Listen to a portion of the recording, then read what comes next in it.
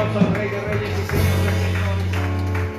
Pero sabes que levanta tus manos con nosotros en este momento y dile al Señor: aquí estoy, oh Dios, a pesar del día, a pesar de la semana, a pesar de las circunstancias, Dios. Yo quiero levantar delante de ti mis manos y decirte que aquí estoy, oh Dios. Mis manos, Dígaselo de todo corazón.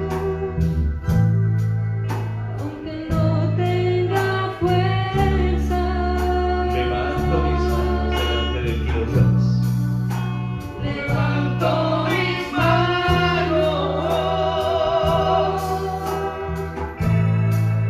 aunque tenga mil problemas, Levanto mis manos delante de ti. levanto mis manos, aunque no tenga fuerza, levanto mis manos, aunque tenga mil problemas. Cuando levanto mis manos, yo Cuando levanto mis manos, comienzo a sentir una unción una unción que me hace cantar. que me hace cantar. Cuando levanto mis manos, comienzo a sentir el fuego. Cuando levanto mis manos, mis alas me dan Nuevas fuerzas. nuevas fuerzas, tú me das. Todo esto es posible, todo esto es posible. Yo levanto mis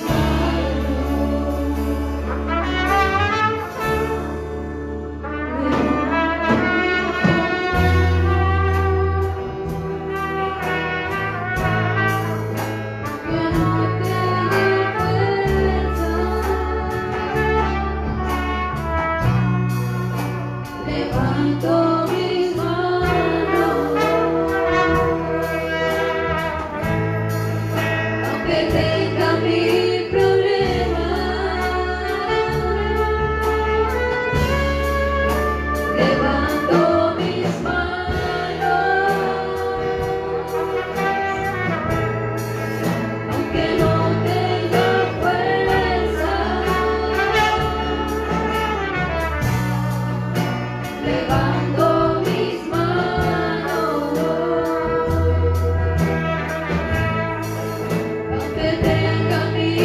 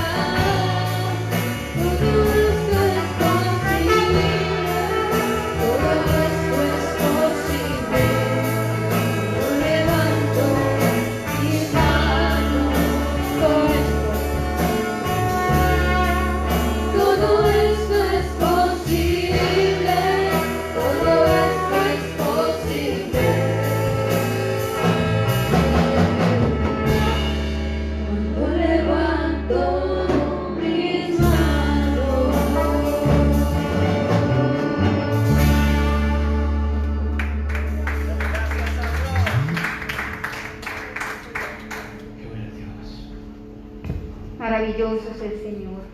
Qué lindo es estar en su presencia. Vamos a estar en esta hora. Gloria al Señor. La encargada de la ofrenda. Gloria al Señor. Luz ahí.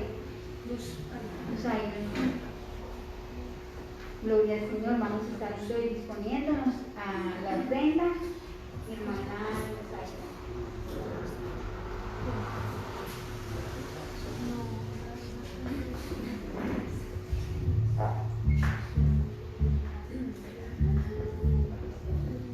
Bueno, bendito Dios y Padre Celestial, hemos alabado y glorificado tu santo nombre, Padre. Te damos gracias, Dios, por tan grande privilegio que nos da, Dios, de poder estar en tu casa, Dios, de poder alabarte, Dios, de poder también escuchar tu palabra, Dios, cada día. Gracias, bendito Dios. Yo te pido por cada uno de mis hermanos que se encuentran en tu casa, Padre. Tú conoces sus corazones, sus necesidades, Padre. Te pido, Padre precioso, que seas tú obrando en cada uno conforme tu voluntad, Padre.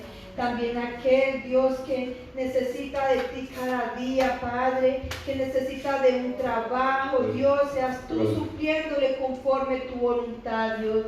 Te pido también por aquel que da para tu casa, Dios, que seas tú guardando y bendiciéndole cada día, Padre precioso, amado Rey. Te damos gracias, Dios, te damos la gloria y la honra a ti, oh Dios. Amén y amén.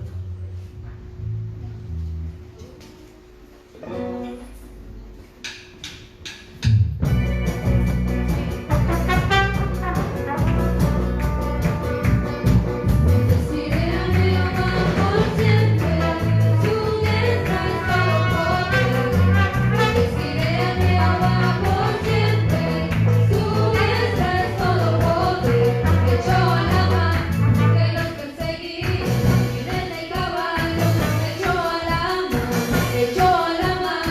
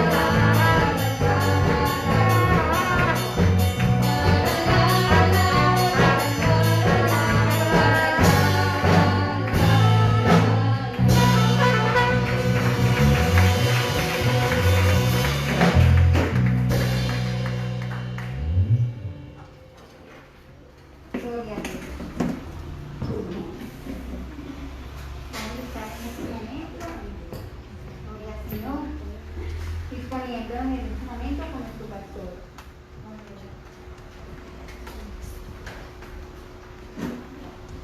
Sí. Dios les bendiga a todos nuevamente. Qué bueno estar en la casa de Dios, ¿cierto? Voy a pedir el favorcito si me trae la Biblia atrás, que la gente no donde estaba, dentro de ti.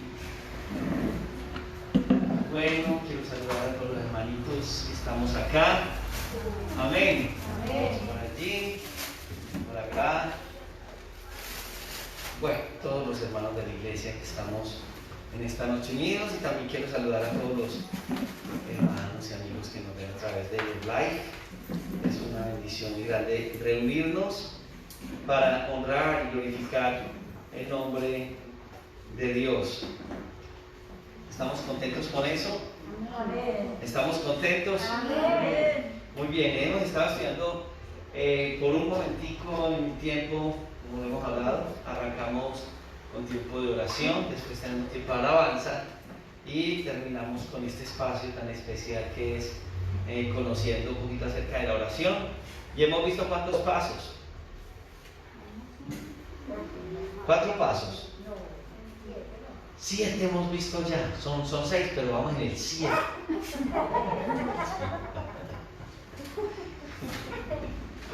Hermano, ¿cuántos?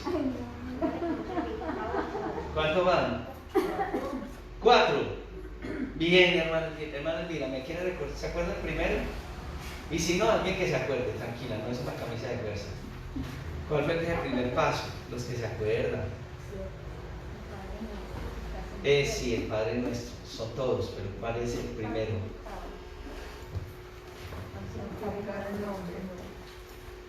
El primer paso, entonces, es desarrollar la relación correcta con Dios adorándolo. Y ese es el primer parte que dice Padre Nuestro que estás en los cielos. Muy bien. Exaltar a Dios por lo que Él hace, ¿cierto? El nombre de Dios, Jehová Jireh, Jehová Siquén, Jehová Macasas. No me voy a detener ahí. Está ahí en el Face colgadito. Las personas que quieran saber tienen que volver 4 semanas atrás, 5 con esta. Muy bien, el segundo paso de la oración. Bueno, entonces ustedes cómo oran.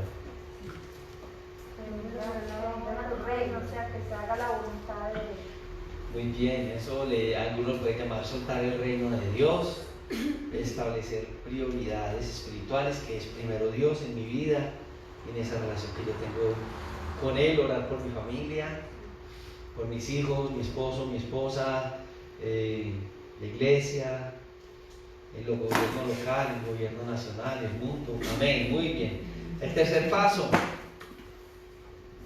Alguien de este lado, pues que no se dejen ganar de los de este lado.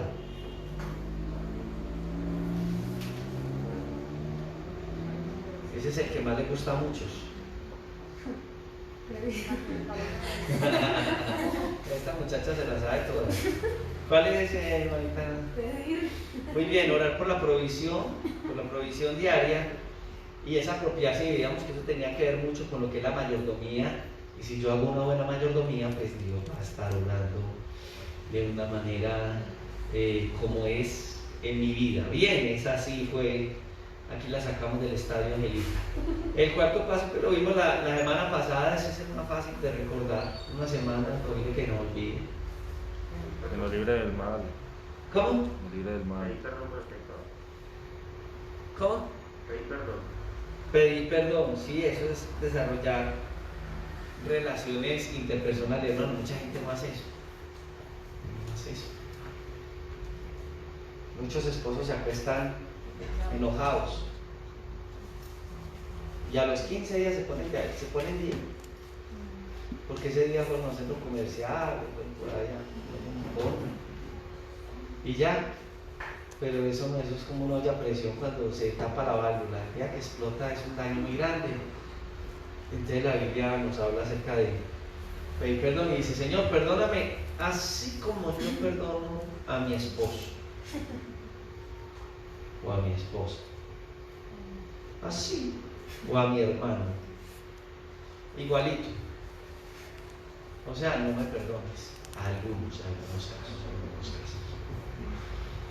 Tremendo esto, ¿cierto? Esto de aprender la oración como Jesús la enseñó es como muy malo, que es mejor aprenderse la oración del Padre Caliche. o de la Santa Cruz. Con este signo vencerás. Sí, ¿se acuerdan que eso lo guardamos en la billetera o no? ¿Qué otra oración teníamos ahí guardada? La oración de prosperidad. La magnífica. ¿El Magnífica o la Magnífica? La Magnífica. La Magnífica. Yo conocí los Magníficos cuando era niño en televisión, pero la Magnífica no la vi. La del Divino Niño. Aunque es que la de ese homo, ¿La de quién? ese homo. Ese hombre. La de San Benito. Hombre gordo. La de San Gregorio. También es otra oración de San Gregorio. No, sí, la de San Gregorio está la Virgen de la Caridad del Cobre, y la del Indio Guayquepuro y la de... No, pero la gente sí hace oraciones y es mejor aprenderse una oración que orar el Padre Nuestro. Pues si no se vive en obediencia, alguien diría que es así, pero realmente si oramos de acuerdo a la Biblia, la oración es bíblica, es mejor ir al Padre Nuestro. Amén. En el quinto paso es algo que hay que aprender a entenderlo por la palabra, y el quinto es desarrollar guerra espiritual. Cuando yo hablo de guerra espiritual, tengo que diferir de lo que hoy en día se habla de guerra espiritual. ¿Usted no ha visto que ya nos volvemos como los santeros? Entonces reprendemos los espíritus del oriente, los del occidente, los del norte, los del sur. Declaramos cielos abiertos. Oiga, esto es una locura lo que hoy en día se ve, que brujería más brava. Decretamos. Y eso y a eso le llaman guerra espiritual. No, hermanos. Eso no es guerra espiritual.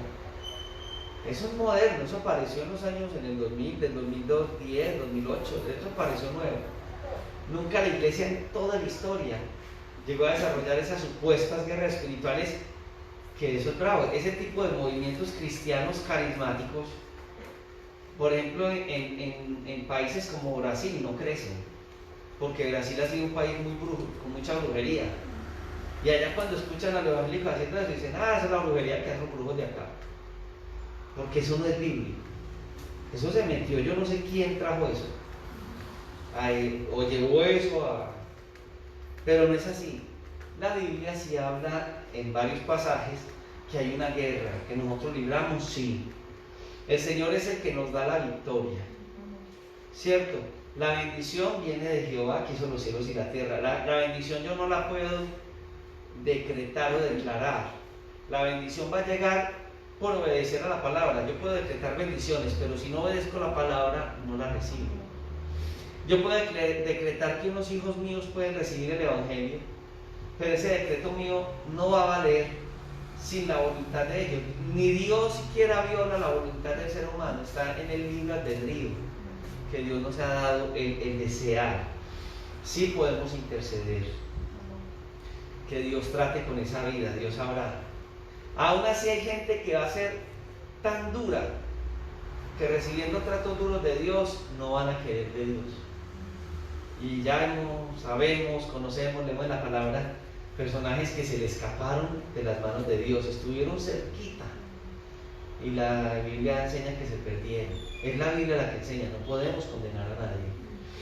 Entonces, cuando estamos hablando de guerra espiritual, está hablando de esa parte de no entrar en tentación, más líbranos del mal. O sea, es adelantarnos en nuestra vida a todas esas tentaciones que llegan. Pero para entender el principio de la tentación tendríamos que saber qué es la tentación. Por ejemplo, ¿cuándo Dios nos tienta, Samuel? Nunca. ¿Por qué? Dios. Y Mentira, no, sí, porque nos pone a prueba. pero tienta. Dios no tienta a nadie, porque Dios no puede ser tentado por el mal. El tentador es Satanás. Es que Dios me mandó una tentación. No, Dios no manda tentaciones. Es más, perdóneme, ni el diablo siquiera En un sentido, ya le voy a decir porque él es el tentador, sí, es llamado tentador. Pero ni siquiera el diablo puede influenciar que usted sea tentado. Él es el tentador, pero él no puede influenciar que usted sea tentado. Así como hace Pastor Real. El diablo es el tentador, sí. Y él no puede influenciar que uno sea tentado. Él no. Porque ni el diablo puede derrotar la obra de Dios en nuestra vida. Amén. En un sentido. ¿En qué sentido? Vamos para Santiago 22. Es hablar, estamos hablando de guerra espiritual a la luz de la Biblia, en la parte que dice no nos metas en tentación o líbranos del mal. En otra versión dice no nos dejes caer en la tentación. Cuando lo encuentre, me dice que sí.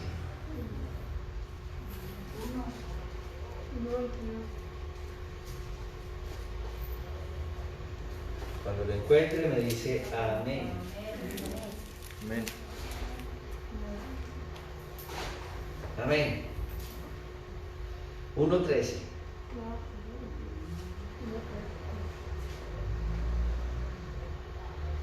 Bueno, leamos desde el 12. Bienaventurado el varón que soporta la tentación, porque cuando haya resistido la prueba, recibirá la corona de vida que Dios le ha prometido a los que le aman. Pero mire cómo entra diciendo, cuando alguno es tentado, no diga que es tentado de parte de Dios, porque Dios no puede ser tentado por el mal. Dios no tienta a nadie, es lo que acabamos de hablar. Sino que cada uno es tentado. ¿Cuándo somos tentados? Cuando de su propia concupiscencia somos atraídos y seducidos. Entonces alguien me va a decir a mí, entonces Jesús fue o no tentado. Sí, fue tentado. O sea que él sintió concupiscencias que se le levantaban. No. De pronto sí. Y le voy a decir porque Jesús era Dios. Pero se despojó y se hizo humano. Entonces la tentación fue de quererlo llevar al plano de que él tomara esa posición de Dios. Pero como él tenía que morir como hombre, la tentación era de salirse de esa posición, porque él pudo con solo desearlo, no sé, uno dice tirar los dedos, pero ni eso, desearlo, tener cientos de ángeles que lo protegieran y lo ayudaran. Pero no permitió, eso no llegó a él. Eso no pasó. Él tuvo que morir por nosotros. Entonces, cuando uno mira eso, uno se da cuenta que Jesús sí hubo un momento en el que la tentación que fue llevado por el diablo para ser tentado, y el diablo lo tentó haciéndole ¿qué? Haciéndole que él tomara esa posición de Dios, tirarse del pináculo del templo, para que los ángeles, o sea, él es Dios, lo iban a proteger. Y había unos salmos mesiánicos que hablaban acerca de eso, que algunos lo aplicamos a nosotros, pero también son mesiánicos. Pues déjeme decirle que él sí fue tentado, porque él siendo Dios sintió pasiones como las nuestras. Lo dice Hebreos. Entonces él sí sintió el deseo de tomar su posición de lo que él es. Pero la Biblia dice que sin pecado. O sea, supo depender de Dios. ¿Cómo Jesús llega ahí? La Biblia dice que él se despojó. Y usted tiene que entender eso. Para hablar de la divinidad de Jesús y de la humanidad de Jesús, de esas dos posiciones de Jesús, usted tiene que entender y tener claridad de que Jesús se despojó siendo Dios. Él no dejó de ser Dios, pero se despojó de todos esos atributos y todo eso para que como hombre venciera el pecado. No le iba a vencer como hombre como tal, porque él era sin pecado, pero tenía que tomar la posición de hombre para rescatar a los hombres. Para entendernos a nosotros. Y no solamente entenderlos, como humano tenía que vencerlo. Pero Jesús, gracias a Dios, tenía la dependencia total del Padre. Y lo que él hace es interceder y orar. Padre, deja que pase de mí esta copa. Y fue muy especial, porque entonces Dios le sostiene en el momento de la humana situación. Dios lo sostuvo. Y Jesús nos enseña a nosotros a depender del Padre. No porque solamente la oración haga que venzamos. Él ya lo venció en la cruz. Nuestra oración en base a lo que Él ya hizo en la cruz del Calvario es la que nos da la libertad que Él nos da. Entonces, Él ya nos dio autoridad. La Biblia dice que a los que creen en el nombre de Jesús, y no solamente el nombre de Jesús representa la autoridad, lo que Él es en sí.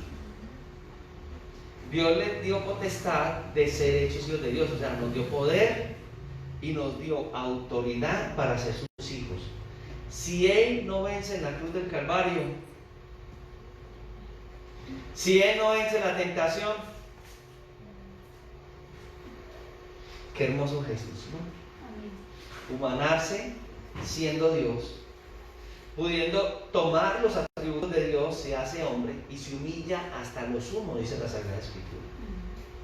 La cristología es muy tremenda. Hablar de esa, todo lo que es la cristología es tremenda, porque hasta dónde fue humano, hasta dónde fue Dios, etc. Pero cuando uno logra entender esa parte, al orar y llegar a la parte del Padre Nuestro y desarrollar esa guerra espiritual, lo vamos a entender de una manera clara. Entonces dice, cada uno es tentado cuando su propia concupiscencia es atraído y seducido, y cuando la concupiscencia concibe, da a luz el pecado. Y el pecado pues ya cuando el pecado ha sido consumido, ya está ahí, da a luz el pecado, y el pecado entonces en el ser humano da la consecuencia de la muerte. Y como todos hemos pecado, de la muerte ha de estar en nosotros. Cuando llegamos al Señor, nosotros vamos a entender este concepto de tentación. Entonces, ¿cómo vencer la tentación? Él ya venció a Satanás. La guerra está en nosotros orar y pedirle a Dios que cuando venga y se despierte esa parte humana, el Señor controle esa parte humana y no nos dejamos atraer y seducir del pecado. Antes de que el pecado aparezca, nosotros podemos hacer guerra espiritual, que es en nuestra oración orar por eso, ¿cierto? Orar para que el adversario no. Hay muchas cosas dentro del pueblo cristiano que uno ve hoy raras, o el nuevo neopentecostalismo, neocarisma, porque uno mira que gente se está levantando y por todo reprende al diablo.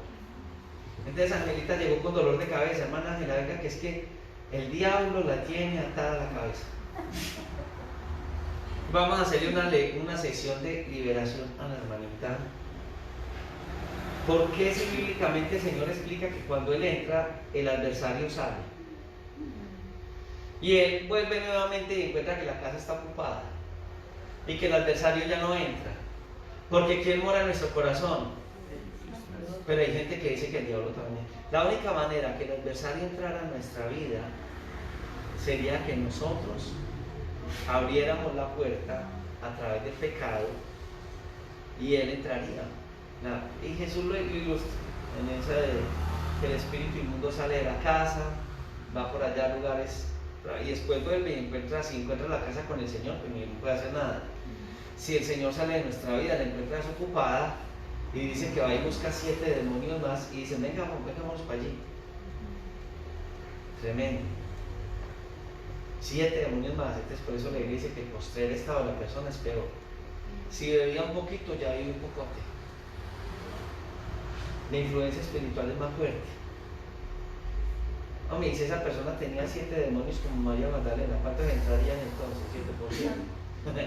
Yo no sé si funcione totalmente de esa manera, si esa sea la regla, pero lo único que sé es que cuando una persona abre el corazón al adversario y le da la espalda a la obra de Dios, el postrer estado de esa persona, como dice la Biblia, es peor que el anterior antes de llegar al Señor. Entonces, cuando usted y yo entendemos esa parte, y en el Padre Nuestro estamos en esta parte de hacer guerra espiritual, antes de que la tentación venga, yo ya he orado. Hombres de la Biblia nos lo han enseñado. Aún en la misma Reforma, hombres como Lutero decían que tenía tantas cosas, tanto que hacer, que tenía que orar más antes de levantarse para poder que el Señor los guardara. Entonces, hasta este punto, nosotros vamos a mirar que vamos a ver la obra de Dios que ya fue hecha sobre el maligno. No es que él vaya a hacer, Satanás no va a ser derrotado, él ya está derrotado. Y usted y yo somos hijos de Dios. Entonces, Satanás, ¿en qué posición está hacia nosotros? Sabiendo que Jesús ya lo derrotó en la cruz del Calvario. Hacia nosotros directamente no nos va a separar, pero eso no significa que no vengan problemas, porque Pablo dice: ¿quién nos separará del amor de Dios? Tribulación, angustia. O sea, eso sí va a llegar. Hambre, necesidad, eso podría llegar a nuestra vida, es una posibilidad.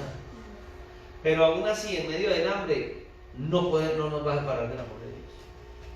Uno oye gente que dice: no, es que con esta pobreza, ¿quién va a seguir a Dios?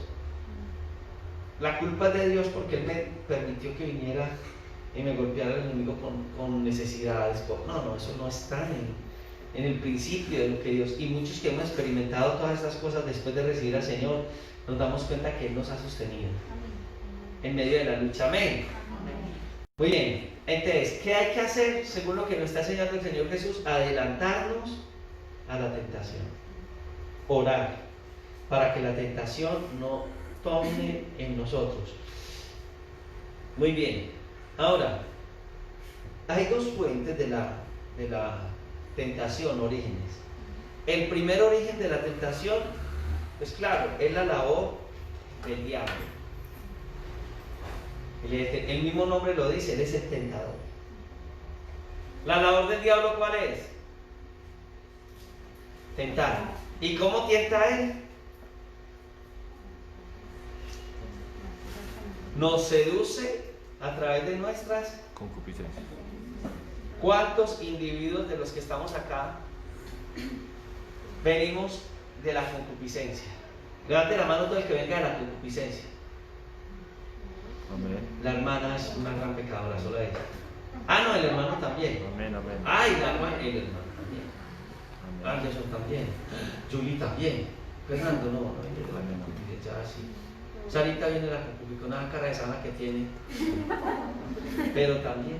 Y usted que no levantó la mano también viene de la concupiscencia. Yo también.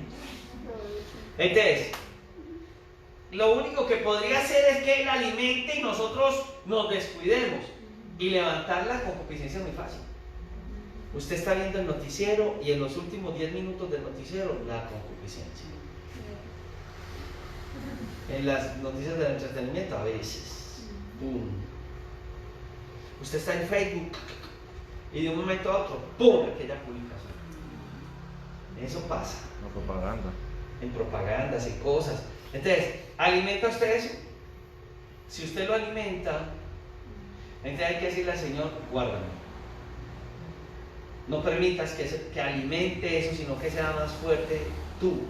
Entonces, cuando tú ores, tienes que orar por eso. Se ha notado que un muy gran número de personas que han vivido la vida de fe, apartados del mal, en sus caídas han sido por la concupiscencia. Un número muy alto. Líderes religiosos, hermanos en la fe. Entonces nos tenemos que adelantar a la tentación. Y eso se hace en oración. Es difícil, es duro, porque estadísticas de encuestas que se han hecho se muestra que muchos que dicen creer en el Señor no oran, y que el promedio de oración de la gente que dice ser creyente es máximo de 1 minuto al día en estadística. Entonces, si ella ora 10, hay que dividirlo entre estos 10 que hay por allí, por acá. Si aquel ora 20, por los 20 que hay por aquí, y así. Porque mientras uno ora 10 minutos, otro no ora nada. Y para muestra un botón, ¿cuántas horas ora usted al día?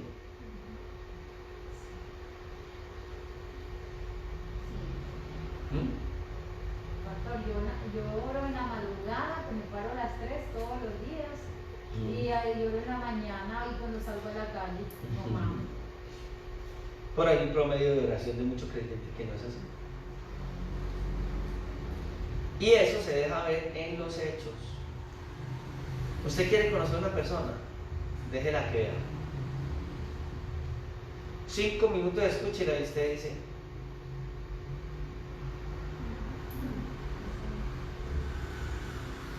ahí es donde conoce la oración de una persona. Usted no ha visto que hay gente, ore, ay pastor, 20 años en el evangelio, ahora, ay, qué susto. No, pero es porque me dio susto porque es que habíamos tantos hermanos, 3. Nunca ahora. No. Entonces, ojo con eso. Amén. Nos adelantamos de la tentación. Entonces, no me metas en tentación. No permitas que cuando venga esté preparado. Entonces, el primero que la Biblia muestra, y lo vamos a ver en la Biblia, es el tentador, el diablo. Mateo capítulo 4 dice que él es el tentador. Y bueno, hay otros textos bíblicos que lo muestran como el tentador. Y lo otro es que la tentación también viene, el primer medio de Satanás y el segundo en la carne. Estar alimentando lo que uno no debe de alimentar. El ejemplo de los 2 perros aquellos, no, 2 pitbulls. Se dice que en el corazón del hombre hay 2 pitbulls. Por allá en el oriente lo pintan como el yin y el yang, yin y el yang, ¿cierto? La mitad de ese círculo es negro, la mitad es blanco. Uno de esos 2 perros pitbull, el blanco y el negro, digamos que por eso lo nombro, pero bueno, el negro que representa el mal, el blanco que representa el bien. Y que el perro, uno de los 2 perros, va a ganar la pelea. ¿Cuál es el perro que va a ganar la pelea? Samuel. El que no más alimente. El mejor alimentado. No, que yo quiero que gane el blanco y se mantiene alimentando el negro. Alimenta la concupiscencia, alimenta. Entonces, ¿quién va a ganar? El que mejor alimenta. Si usted quiere mucho el blanquito, aliméntelo entonces mejor. Entonces la pregunta es, ¿cuál de los 2 perros alimentas más? Entonces está el diablo por un lado, que es el tentador, pero como yo soy hijo de Dios y ando con el Señor, al diablo a un lado. Y lo segundo es que no le voy a dejar que me gane terreno en mi vida, porque voy a alimentarme del bien, el bien y la misericordia de Dios, para decir el Salmo 23. Amén. Muy bien. Ahora, la prueba que Dios permite que llegue a nuestras vidas tiene un propósito, no tentación, prueba. Es mirar hasta dónde nosotros no. Y yo quiero que sepamos una cosa: Dios no nos va a permitir la prueba como para él saber qué hay en nosotros, porque Dios es omnisapiente, lo sabe todo. Amén. Entonces, ¿para qué Dios nos manda las pruebas? Para que nosotros mismos, porque por allá se acuerdan de Deuteronomio que dice que Dios nos da la prueba, creo que 6, que dice que es 8, para saber qué había en nuestro, para que nosotros sepamos qué hay en el corazón. Porque en las pruebas la gente dice, me voy de Dios, de los caminos de Dios, no sigo al Señor, qué vida tan dura, dita sea, pero no bendita, sino al contrario. Una persona que está en esos no pasa la prueba. Nosotros lo hemos vivido aquí en la iglesia. Y hay gente que se va enojada. Me voy enojado con el pastor, me trató mal. ¿En qué momento? No, esa predicación fue para mí. ¿En qué momento? ¿En qué momento? No, él sabe que me lo está diciendo a mí. Y uno a veces ni se da cuenta. Bueno, si hay paleros que desde el altar dan palo y todo el mundo sabe a quién está dando el palo, ¿cierto? Pero a veces ni uno sabe. Pero ¿en qué momento le di yo duro? Sencillamente prediqué contra el pecado. Sí, él sabía, alguien le debió haber contado. No. Es el Señor. Es el Señor. Entonces, es una situación muy, muy difícil y nosotros tenemos que en el Señor pedirle al que nos ayude y crecer. Amén. Entonces, la prueba tiene el propósito de que sepamos qué hay en nuestro corazón, nosotros. Dios lo sabe, entonces dice, mandémosle la prueba porque ese hermano dice, a mí no me derrota ni el diablo. El diablo me tiene miedo. El diablo sabe, yo no sé, usted no habla con hermanos que dicen, no, el Señor sabe quién soy yo. El Señor sabe que yo, ya, Dios sabe quién soy yo. Él sabe que conmigo la buena, la mantequilla, la buena. Pero hay gente así. O otros, el diablo lo tengo ella. Ay, Dios mío. Necesitamos la misericordia de Dios. El Señor es el único que lo ha derrotado y yo en el Señor, pues, mientras esté mi vida escondida en Él, el Señor va a obrar de una manera muy especial. Amén. Entonces la prueba, ya sabe que hay un propósito en la prueba, que es que yo mismo descubra mis problemas. Muy bien. Y cuando viene entonces, y he soportado la prueba, vienen tentaciones y yo sé que el Señor va a estar conmigo en medio de ellas. Bueno, porque en medio de las pruebas nosotros somos santificados, nosotros somos probados y el Señor nos va a purificar. Qué bueno la prueba. Las pruebas no son fáciles. ¿Cuántos han pasado por pruebas? Amén. ¿Y cuántos están pasando de pronto en este momento por una? El que no, vaya agarrándose poquito a poquito, porque a todos nos sueltan y nos comen, como la cometa, no sé. Entonces, si usted no está pasando por prueba en este momento, prepárese psicológicamente que le va a llegar de un momento a otro. Amén. Primera de Pedro 1, 6 y 7 dice, en lo cual vosotros os alegráis, aunque ahora por un poco de tiempo, si es necesario que tengáis que ser afligidos en diversas pruebas, para que sometida a prueba vuestra fe, mucho más preciosa que el oro, el cual aunque perecedero se prueba con fuego, sea hallada en alabanza, gloria y honra cuando sea manifestado Jesucristo. Qué hermosura. Así sí vale la pena ser probado. O sea, en teoría es muy lindo, cuando llega la prueba es cuando uno dice, ay, no, Señor. Pero todo cristiano es probado. Pero usted dice, ay, no, qué rico ser como el pastor no lo toca el diablo.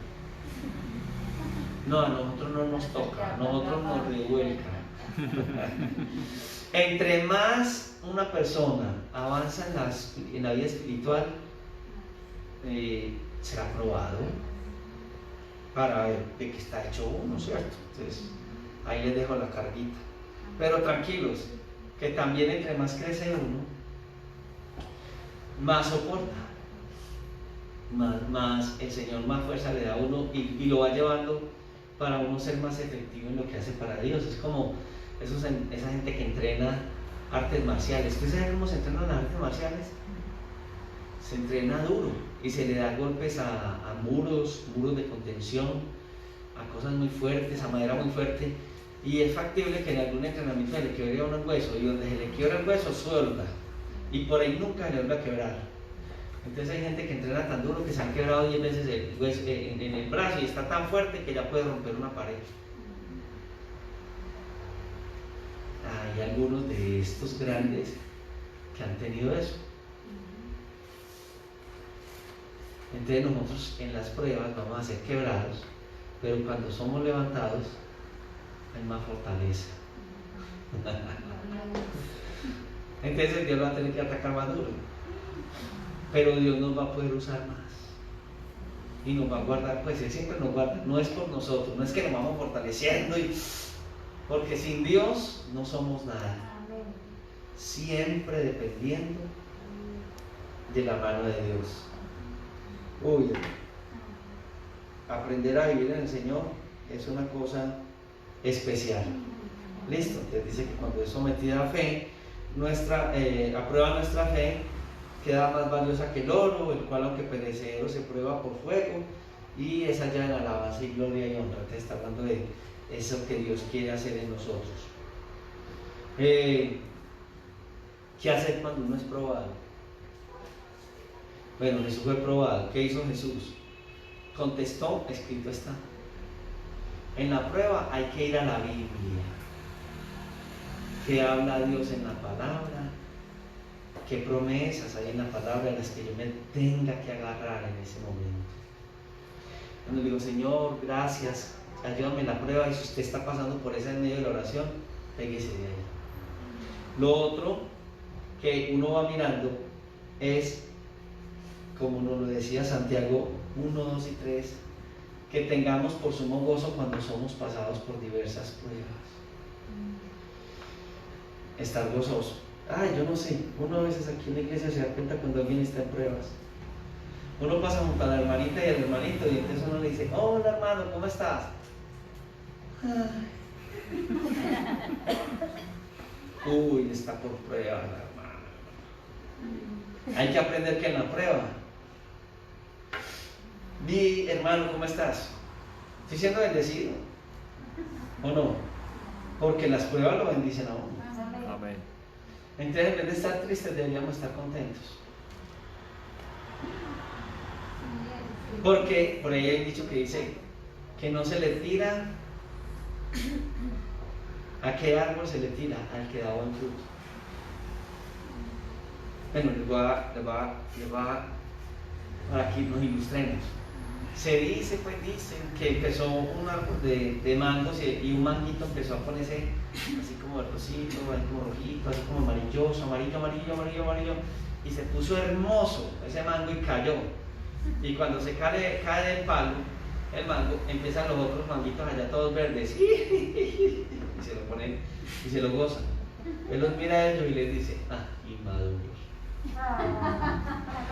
Ya maduró. Entonces, cuando uno ha crecido en el Señor y viene la prueba, es porque, y uno se resiste en fortaleza, uno madura.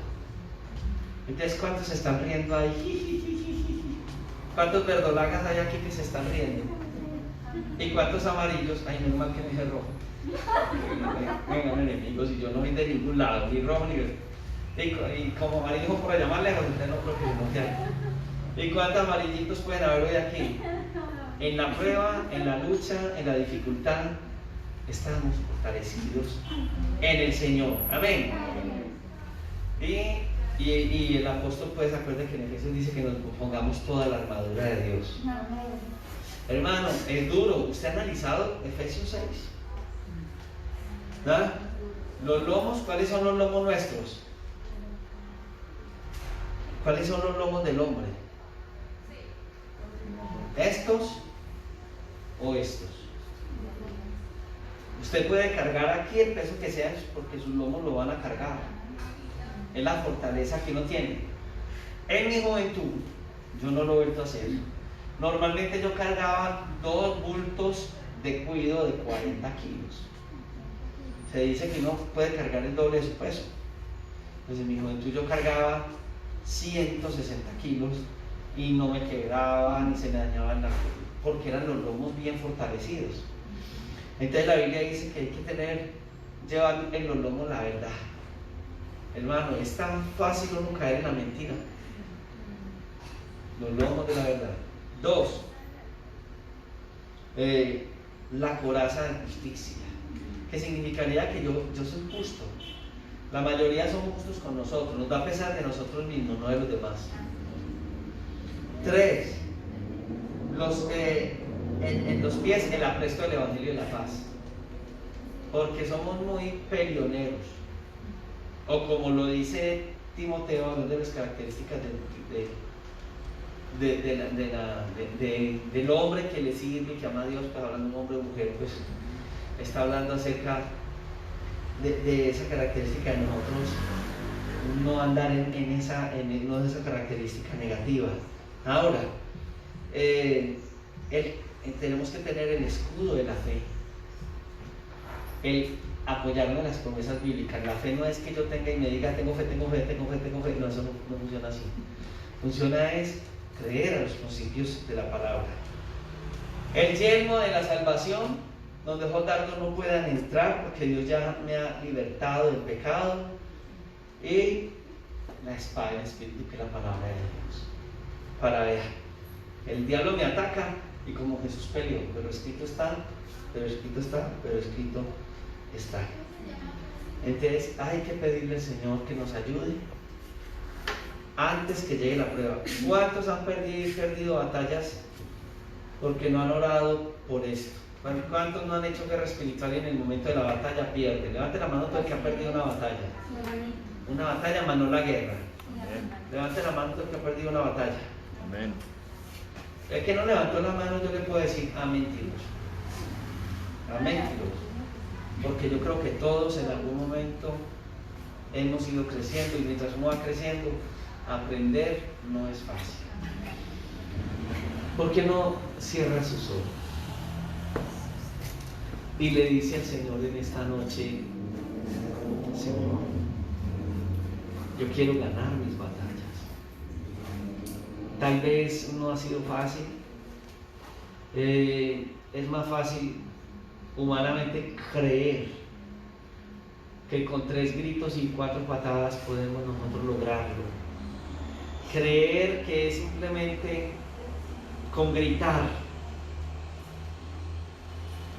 y no entender que es la batalla se pelea con tu palabra como espada, viviendo en nuestra vida con la verdad, vistiéndonos de estos principios que tú has dado a través de esta palabra santa. Ayúdanos en esta noche a mirar con tus ojos. Ayúdanos en esta noche a entenderlo y que al ir a nuestro cuarto y estar contigo, tú seas el que nos guíes. Muchas gracias en esta noche, en el nombre de Jesús. Entonces le damos un aplauso al Señor.